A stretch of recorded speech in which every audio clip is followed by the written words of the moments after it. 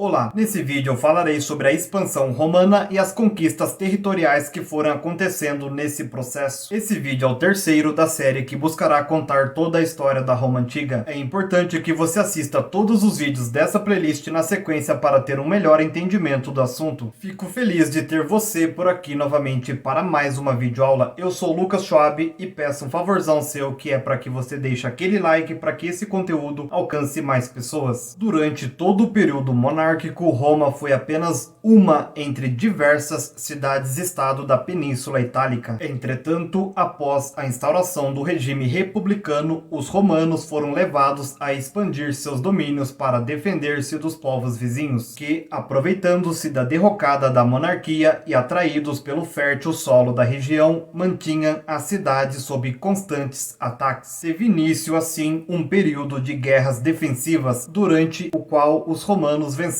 os volscos, os ecos e os sabinos. Em seguida, foi a vez de enfrentar os etruscos, antigos dominadores de Roma. Em 395 a.C., os romanos conquistaram a cidade etrusca de Veios e toda a Etrúria meridional. Durante esse processo, uma invasão de gauleses ao norte interrompeu a expansão. Seguiram-se revoltas de povos latinos, vencidas em 338 a.C.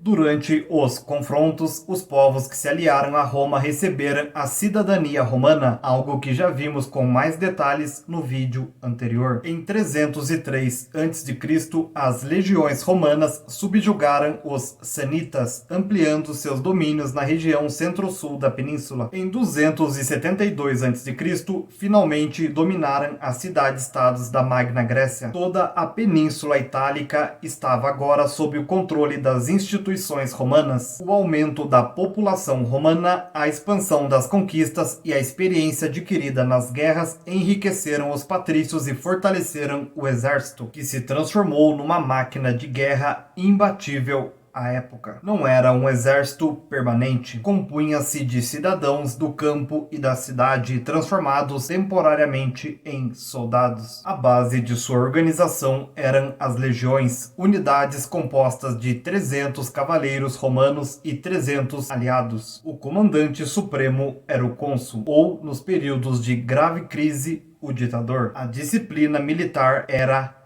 severa. Com sua expansão pela Península Itálica, Roma passou a preocupar as elites de Cartago, cidade fundada no norte da África pelos fenícios em 814 a.C. e que no século III a.C.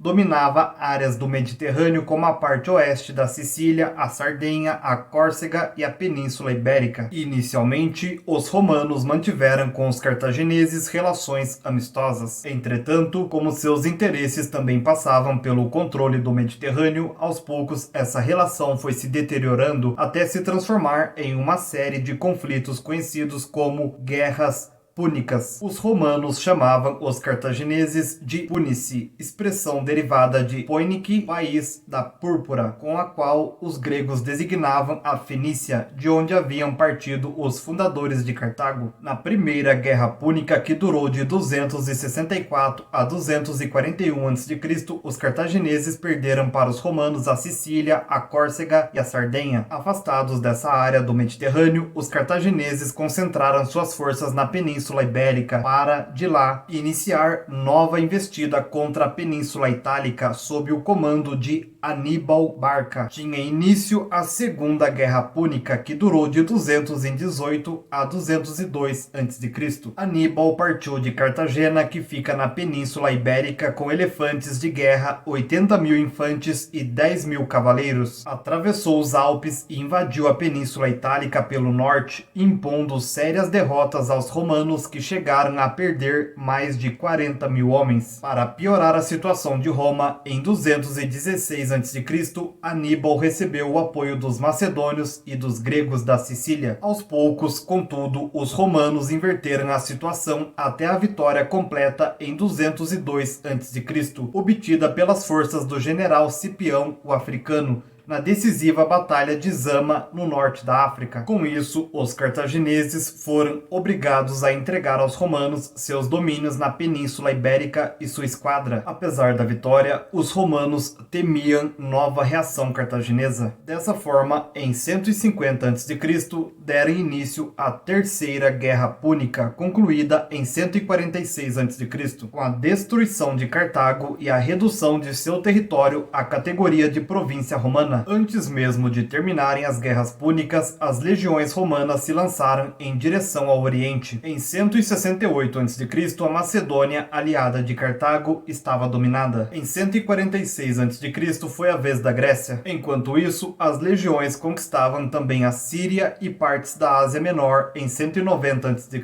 Todo o Mediterrâneo estava agora sob controle romano. Vale ressaltarmos que durante o processo de conquista da Península Itálica, Roma mostrou um pendor conciliatório que os gregos jamais tiveram em sua região. Sua política era ir aos poucos firmando acordos práticos com cada uma das cidades latinas, sem espírito de vingança. Assim, concedeu plena cidadania romana aos habitantes de Arícia, Túsculo e 3 outras cidades. Tíburi e Preneste puderam manter-se formalmente independentes como aliados. Outras cidades latinas conseguiram igualmente firmar tratados bilaterais com Roma, sendo-lhes concedida uma cidadania parcial denominada civitas sine suffragio, que implicava privilégios legais, mas também a obrigação de fornecer tropas para defesa mútua. Essa política era unilateral, mas também astuta, pois propiciava um grau de satisfação suficiente às cidades que recebiam tal tratamento. É importante notar ainda que ela não se restringia à relação com os latinos. Na verdade, foi iniciada quando a cidade etrusca de Ceres, que sempre preferira os romanos aos compatriotas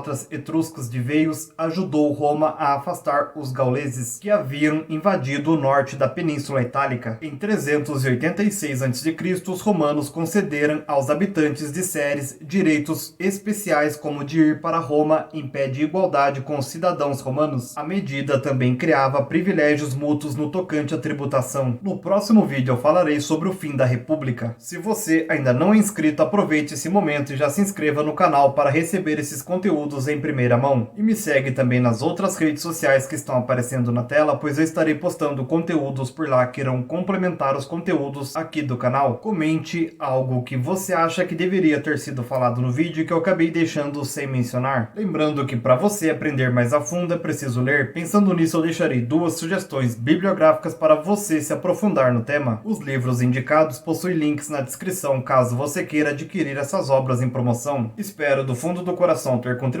para a sua aquisição de mais conhecimentos. Sou imensamente grato pela sua atenção até aqui. Nos vemos no próximo vídeo sobre o fim da República. Um grande abraço e tchau, tchau.